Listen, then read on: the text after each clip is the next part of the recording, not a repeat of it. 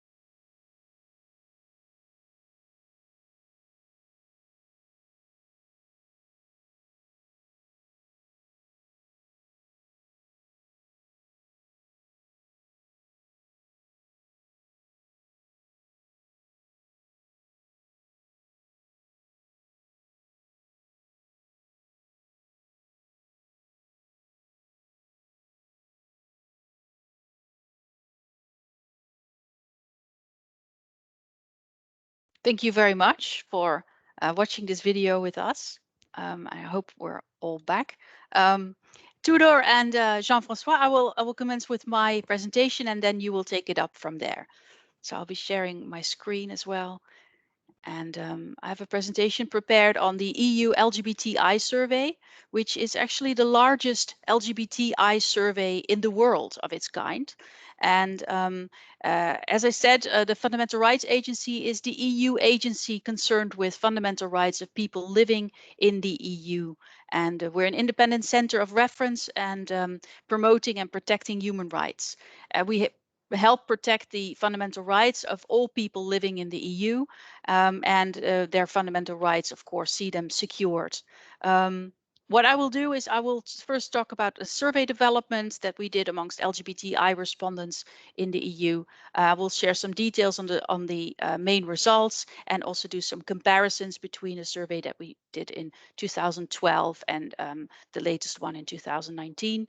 And then I will zoom in on the 2019 results. So um, to start with the second one is actually here you can see in 2012 we conducted a research, the first LGBT research.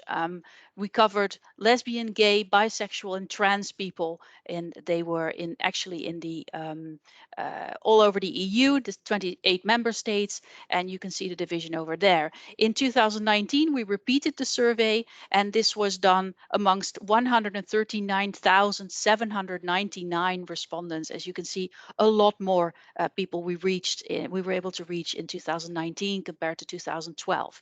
Also, the division was a bit different. As you can see, we were striving together with our national survey contact points who all covered the member states and the countries covered, and we strive for better representation of LGBTI groups. The big difference between 2012 and 2019 is that, as you can see yourself, intersex people were added in the 2019 survey, and we covered the 27 member states. At that time, 28 still, because the UK was still in, also North Macedonia and Serbia. So we surveyed these almost 140,000 respondents in 30 countries. And the percentage of 1% of intersex people might be small, might seem small, but I have to add that this is the largest data set available on intersex people worldwide as well. So very important for advocacy and policy goals. When we look at the prevalence of discrimination in the last 12 months before the survey, we could compare those numbers between 2012 and 2019 survey, and these are the results. So the comparisons can only be done for LGBT people and of 18 years and older, because in 2012, we surveyed LGBT people of 18 years and older. In 2019, LGBT and I people of 15 years and older. But we're here for comparisons. We only do the comparisons for LGBT people 18 years and older from the 28 EU member states. And as you can see, the number, especially for trans people, the prevalence of discrimination in the last 12 months before the survey in any area of life, at least one area of life, as you can see in the slide, rapidly increased. So that from 43% in 2012 to 60% of trans people in 2019 indicated that they were the victim of discrimination. We've also asked if people were open about being LGBT. And again, these are comparisons between the 2012 and 2019 survey.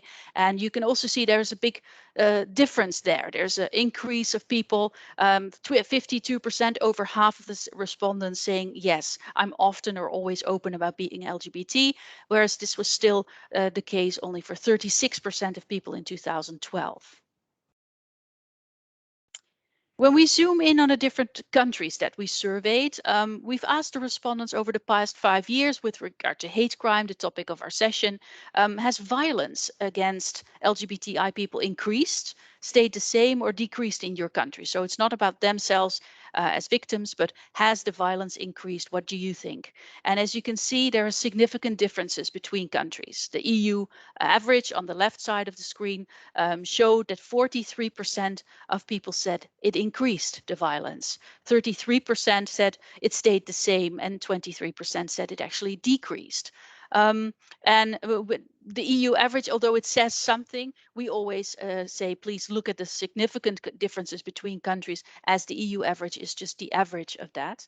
I would like to point out, if you look to the right of your screen, that you can see that there's huge differences between lesbian, gay, bisexual, and trans and intersex people in the community. So you see that actually trans and intersex people have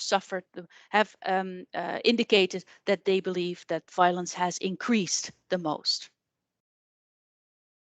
We've also asked what the main reasons for increase in prejudice, intolerance and violence is against LGBTI people. And without going into all the details, as you can see, the main reason that people indicated was a negative stance and discourse by politicians and or political parties, followed by lack of support by civil society and lack of enforcement of existing law and policies.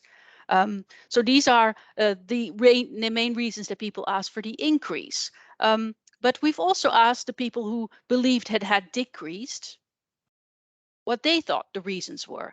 And as you can see, it's visibility and participation of LGBTI people in everyday life, closely followed by support by public leaders and figures, community leaders, support by civil society, and positive changes in law and policies. So these are all elements that contribute to a more positive environment and in which people believe, the respondents believe, that the prejudice, intolerance, and violence decreased.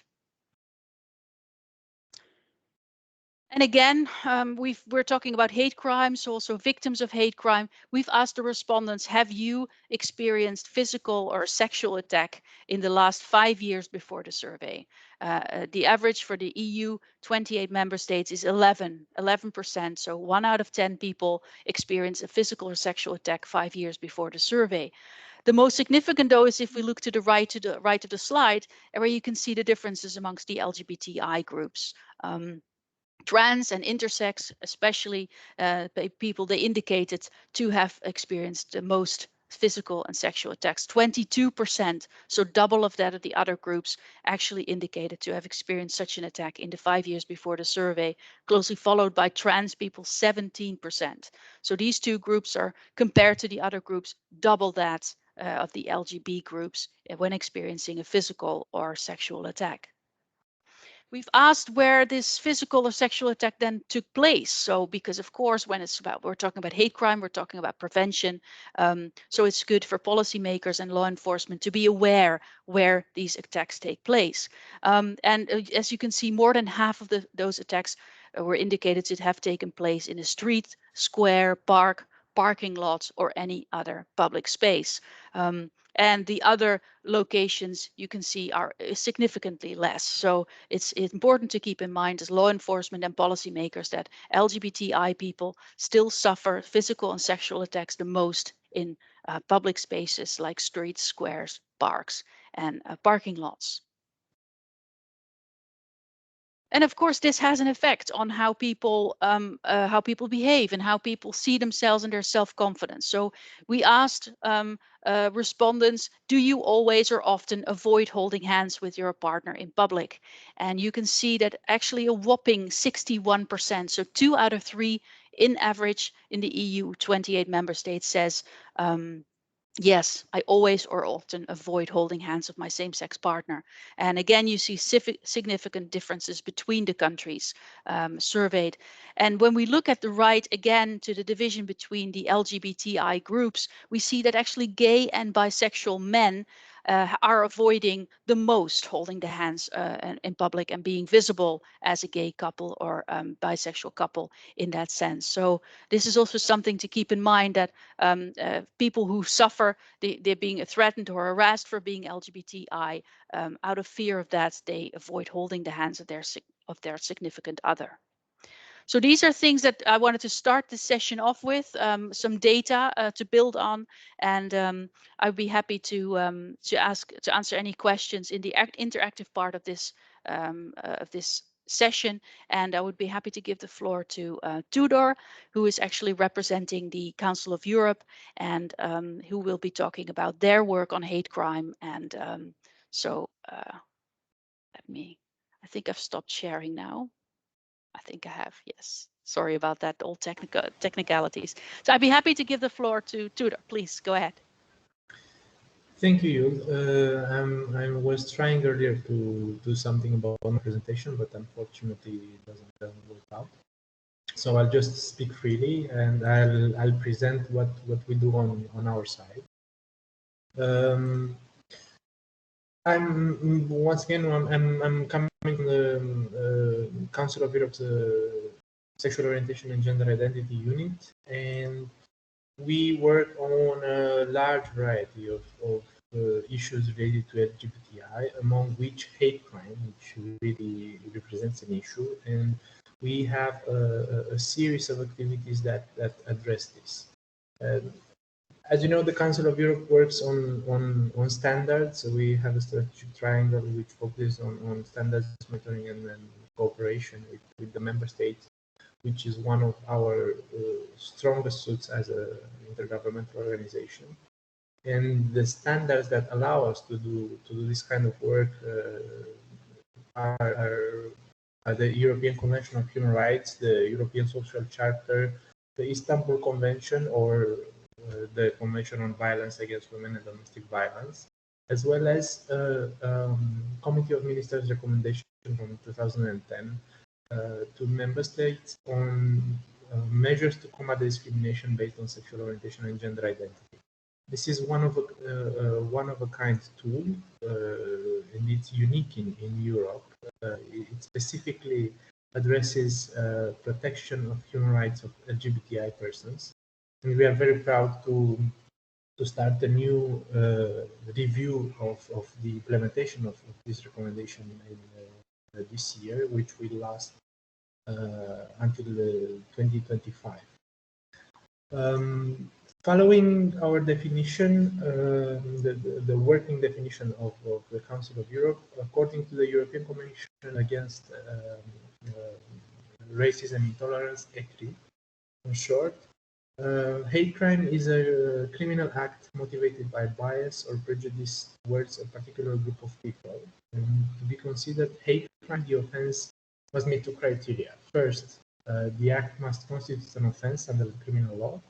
And the second, the act must have been motivated by bias. In practice, it's very difficult to separate these two issues, because the motivation of bias is really difficult.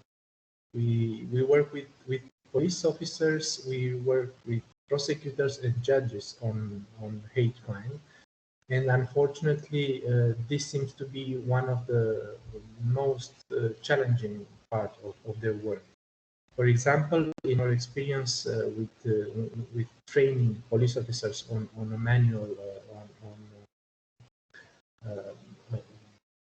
a better investigation process, the trainees have shared that it is really difficult to have the perpetrator recognize first that this was a crime motivated by bias, or even more so to find the proof, which sometimes the national legislation miss. They do not mention such aspect.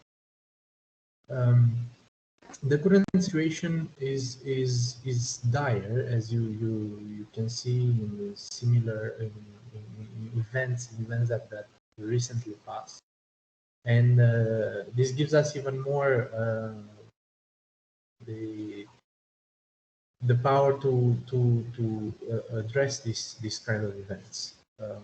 In coming back to ECRI, to the European Convention Against Racism and Intolerance, they have mentioned since 2016 that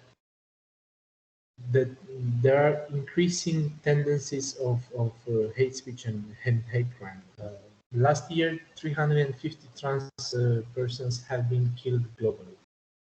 The average age of those killed was 31, with the youngest just 15, while 98% of those murdered were trans women or trans feminine persons. ECRI also knows that in country monitoring reports, that members of vulnerable groups, including national minorities, migrants, and LGBTI persons, lack sufficient understanding of their rights and are reluctant to report on hate speech and discrimination. As I was mentioning earlier, this leads to a lack of data on the magnitude of the problem, and undermines our ability to understand and to address the process. For this reason, we work with a series of tools which are specifically tailored for the three groups of stakeholders that I have mentioned earlier, for police officers, for prosecutors, and the judges. These three categories of stakeholders hold literally the destiny of the persons that have been victims of hate crimes, and unless they are offered the tools and the you know the framework of being able to investigate such crimes, they cannot reach you know they cannot reach a good result for those involved. Following up on those said earlier, I'll share a few activities of our team and where we are now. By 2018, 25 member states, including the ground of sexual orientation in their legislation, and 15 did so with regard to gender identity, based on our CM recommendation from 2010. Training of law enforcement agents to assist with improved reporting and combating the SOGIESC-based hate speech and hate crime. We use SOGIESC and we refer by it to sexual orientation, gender identity, expression and sex characteristics, which is an acronym which covers all of the aspects that we think that are related to LGBTI. You will hear me mentioning this throughout the presentation, and I wanted to give a chance now to explain what does it mean. Working on counter narratives of the anti-gender movement, which is a key figure in SOGIESC-based hate crime. And by anti-gender, we mean we refer to a movement which is really visible now in Europe, looking at the events that passed during this year and last year in Hungary, Poland, Croatia, Georgia. It becomes clear that these events are not singular, and there is a certain framework behind them. And one of our activities is to work on creating counter narratives to this kind of movement. We are also having a very interesting new activity which targets mainly faith-based representatives to counter hate speech. It is, of course, more directed to hate speech than hate crime, but as these two go hand in hand many times, I thought it was important to mention it here. So basically, we will work with representatives of churches and the main faiths on having showing understanding towards LGBTI persons, which unfortunately doesn't happen throughout services and all kind of religious events. And for this, we have designed a training which will help the faith representatives understand and be able to preach further to the masses that LGBTI persons are humans and they are not to be victims of hate speech and hate crime.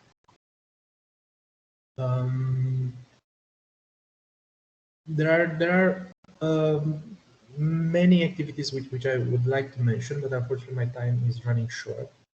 So I will just mention two others, which we consider very important. We work a lot on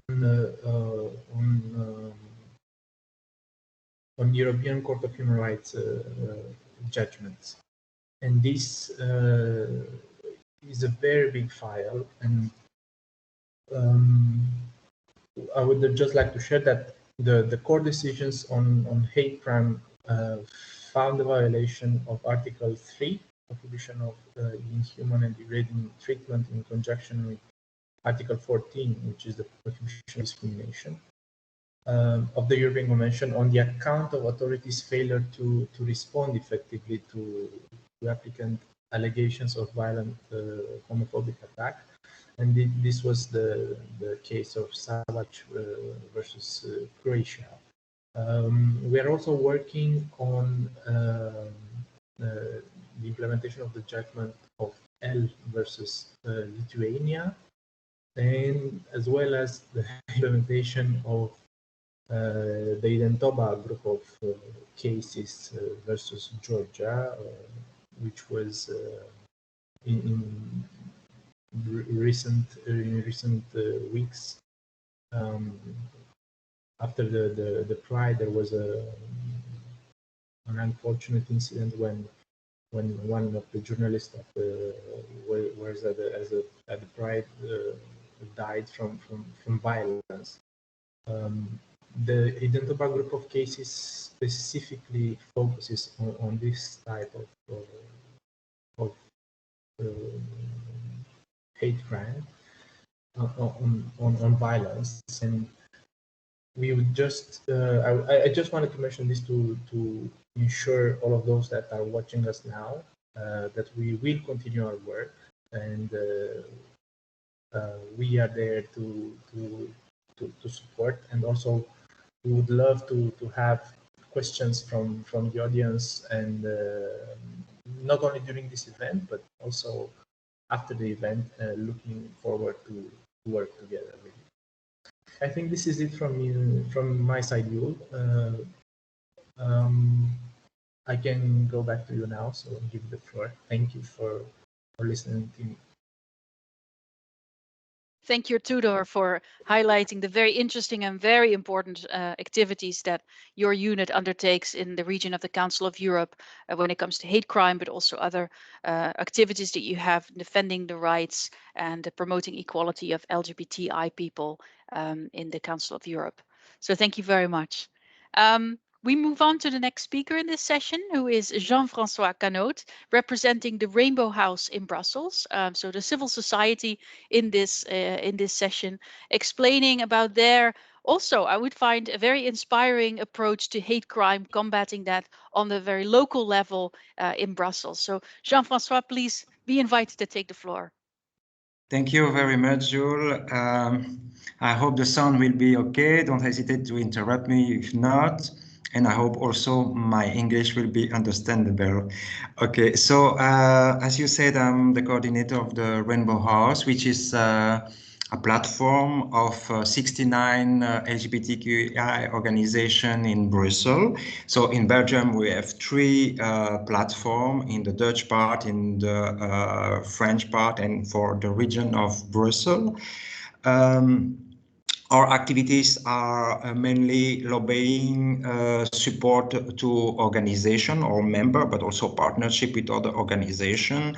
And in Belgium, there are a lot of government and organization, and also social and cultural activities to make visible all different groups of the LGBTQ community.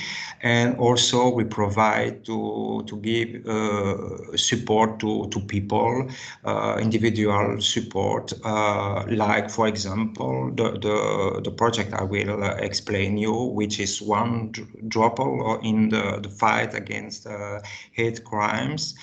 Also, before I have to explain you very few words about the context, the political context and the structures in Belgium. It's quite complicated. We have different level of authorities and government. So we have very local in Brussels, which is a commune.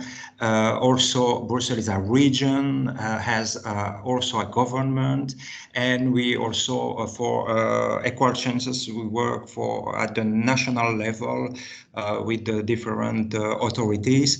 So it is very difficult to, for example, to share information, to have a global view about the situation on crimes, hate crime and attack And for those reasons, and the fact that, as you show in the figures, in the data, the impressions of the feelings of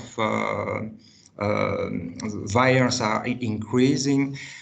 We had the contact with the region authority, the regional government of Brussels, Equal Chances, and the administration, and also with Equal Brussels and Bruxelles Prevention Security, which is an organization, half public, who is working on collecting data and make analysis about securities and giving advice for the government. And we started with the observation that people in case of aggression came more easily to our organization. For example, in the Rainbow House, we have a bar and we open every day, and we receive a lot of people or coming for socialization, having a drinks, and then they explain their situation and how they are victims, and it's a first step to support people to receive information, because we see that a lot of people don't go spontaneously to the police or to UNIA, which is another organization, a public organization where we can make a complaint about attacks.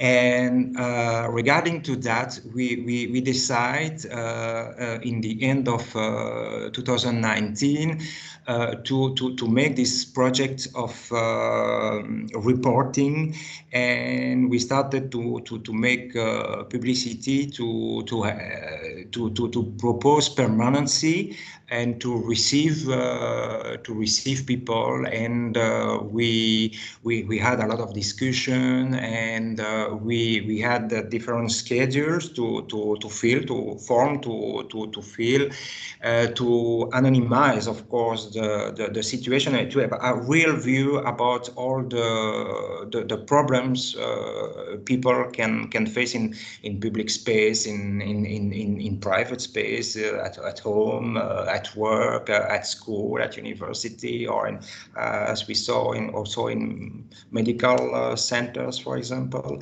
And we take all this information, and of course we were a little bit blocked during the quarantine, but we receive for the moment a little bit more than 100 of testimony, and the Brussels Prevention Security Organization is analyzing and will make a map of that's a way to analyze a map of the areas and the circumstances of the attack.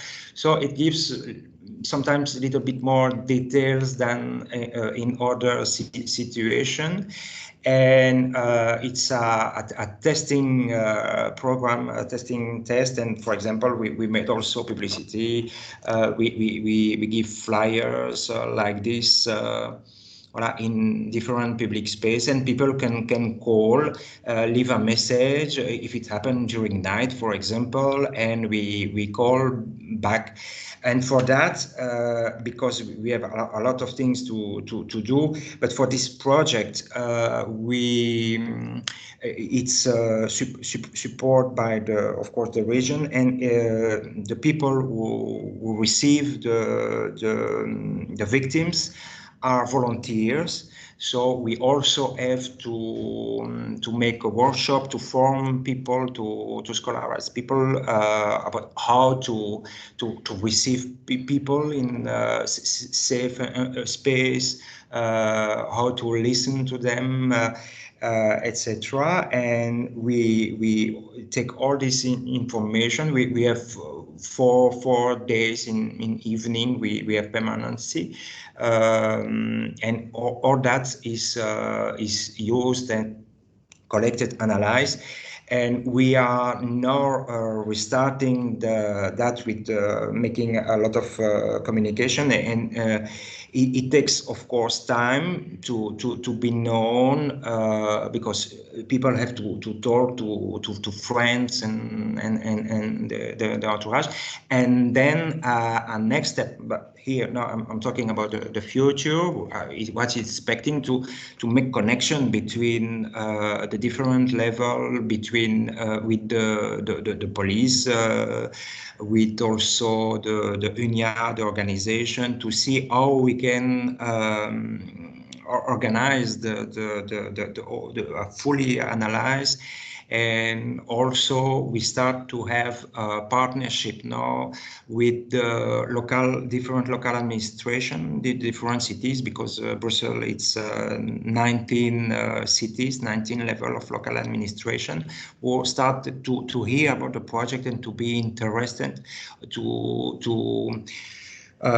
include that service, that possibility of reporting maybe more available, easy for the people, their client or people who go to the administration. And step by step, we are organizing different collaboration to make sure that people can be in a safe place. That's one first thing. And also that what they give, what they say will be correctly used to face and to fight against those things. That's what I can say, but also it's a process and it can be developed, and we have a lot of hope about this project. And as I said, it's a drop in the ocean of the fight against hate crimes. Voilà. Thank you very much. Thank you very much, Jean-Francois, for this interesting project and the collaboration you have set up in this, as I understand, difficult administration setup of the region of Brussels. But it sounds like you're reaching out to victims of hate crime and also educating the public what is going on and the importance of reporting, the reporting rates going higher, knowing what is happening, and also, as I referred to in my presentation, the locations where it's happening and being in touch with people on that. So thank you both for sharing your experiences and your activities. We had initially invited a representative of the European LGBTI Police Association to the floor. Unfortunately, that didn't work out. So maybe you both could say something about how and if you work with the police, because I know that the Council of Europe is training the police officers, and maybe you can give a short example of how that works, Tudor, in practice. And Jean-Francois, could you explain, if you work with the police, how that works, how that practically, what the effect of that is? Yes, we work with the police. We worked in several member states so far, close to 15. We've organized, I think, even more than 15 trainings, because we don't do, it's not a one-time activity, it's a process, and it goes on depending on the level of knowledge that the police officers have at the moment they start working with us. Our last activity, actually a future activity that we'll have, will be training police officers in Romania. It is part of a more ambitious project. The Romanian government approached us after the execution of the starting of the execution of a judgment. And it is how we work. It's part of our working mechanisms, because as Council of Europe, we provide assistance to our member states, and the work on hate crime with police, with prosecutors and judges is one of our forte. In practice, it is a very delicate process. It's more than that you could see you could observe from the outside of the process, because For example, in Romania, in 90% of the perpetrators on hate crime cases that involve LGBTI are deemed to be the police. And this happens for several reasons. One is a lack of knowledge. The other one is a lack of capacity to organize the police forces in such a way to be able to respond effectively to hate crimes.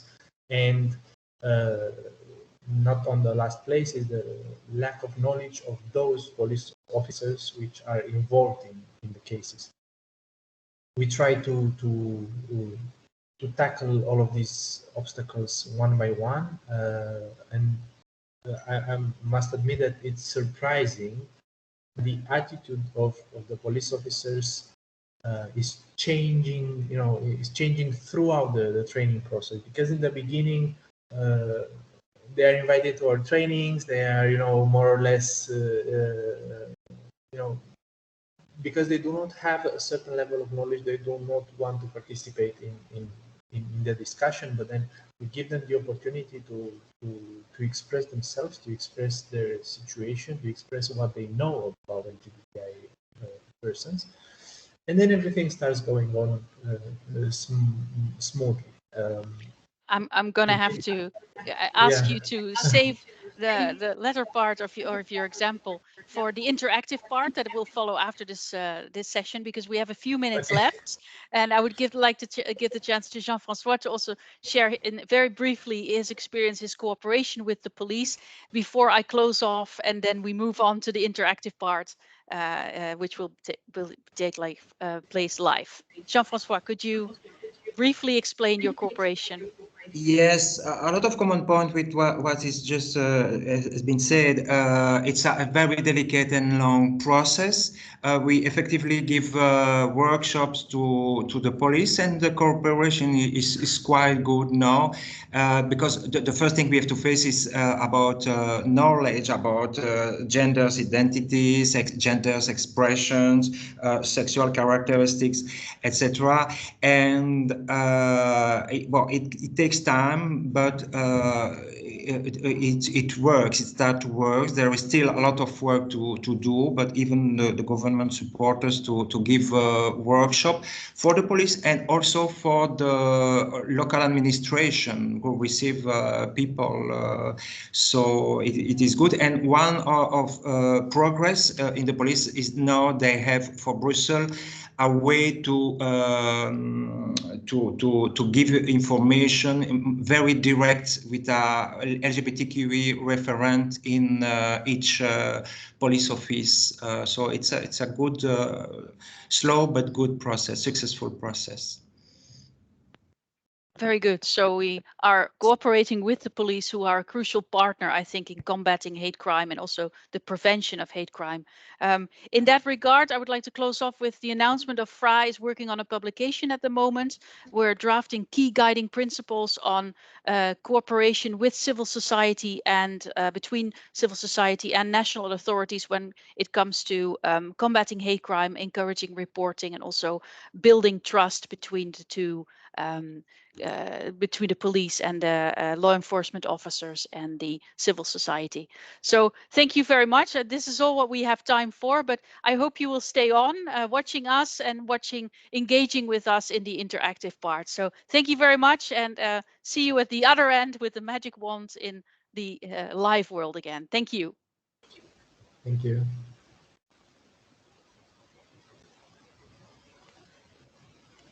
Okay.